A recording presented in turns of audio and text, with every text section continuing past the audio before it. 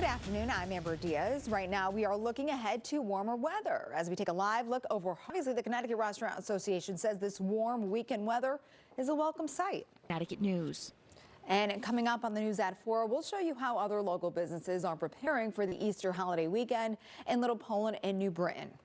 Now to look at the day's other top day. We'll be back in about 30 minutes with another live local update in the meantime.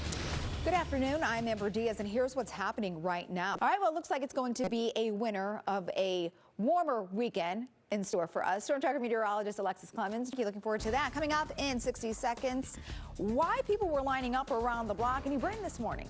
Find out. Now here's a look at what we're working on today at the news at 4. More on the burglars that used a car to crash into a gun store in Wolcott. And it might feel more like summer this weekend than spring, but be aware what you need to remember if you plan to spend any time near the water. Plus, Easter preps continue, how to shop small to save money. All right, we'll see you this afternoon starting at 4. Do not forget the story right now in West Haven. And we do want to warn you the details are disturbing. A police welfare check leads to a horrific discovery. A woman's dismembered body found in trash bag. Well, now to wild video showing a gun store heist in Wolcott. You can see the thieves slam a stolen car into the shop. They run in, grab as many guns as they can, and they take off. One of the cars used eventually found in a pump in Bristol. NBC Connecticut's Kevin Geis is live in Wolcott tonight. And Kevin, happening now, people are hoping for answers after a large investigation in Grine. Police say they found some unusual things, but have yet to say what they were. NBC Connecticut's Matt Austin live in Grine, the very latest. Hi, Matt.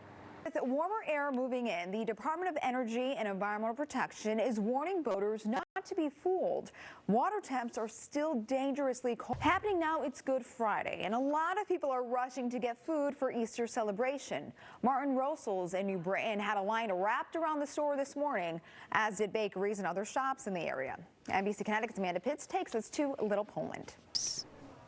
Looks very good. Still ahead here on the news app. Well, now to the finish line of the Boston Marathon. City leaders updating their safety plans for the weekend in Monday's race. Here's NBC's Munash Kwangari with more. That was Munash Kwangari reporting. If you plan on coming to the marathon or any of the other events this weekend, you're being encouraged to use public transportation.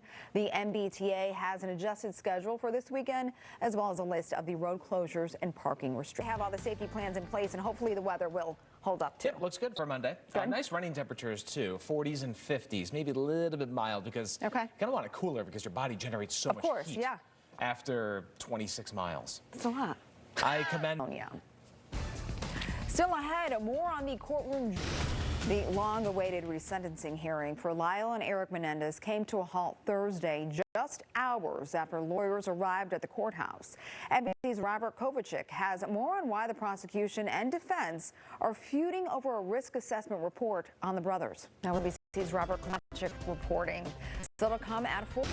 Welcome back. Thanks so much for staying with us here for the news at 4:30. I'm Amber Diaz. We want to talk about the warm spring weather. Sounds good, Alexis. Thank you. Connecticut's top election official is getting pushback for comments she made at a recent training session. Some Republicans say her comments went too far. NBC Connecticut political reporter for that, Mike. Thank you so much. Well, today marks the 250th anniversary of the beginning of the American Revolution. On this night, Paul Revere set out on his famous ride, warning that the British were marching on Congress. Still ahead, stepping in to help. Welcome back. April is Autism Awareness Month, and in this edition of Friday Feels, Taylor Kinsler shares a story from Sterling that's capturing likes and the hearts of many people across the country. Taylor Kinsler reporting there. What an amazing story. Still ahead. Welcome back. Well, if you buy items from Temu or Shein, get ready for Loyal, a Bay Area biotech company, has developed a new pill that could extend a dog's life. After 1 year of the groundbreaking clinical trial, the pill cleared a major FDA hurdle. The company hopes the drug will reach the market soon. Sam Brock traveled to a clinic near Philadelphia to get a closer look. Sam Brock reporting. So interesting.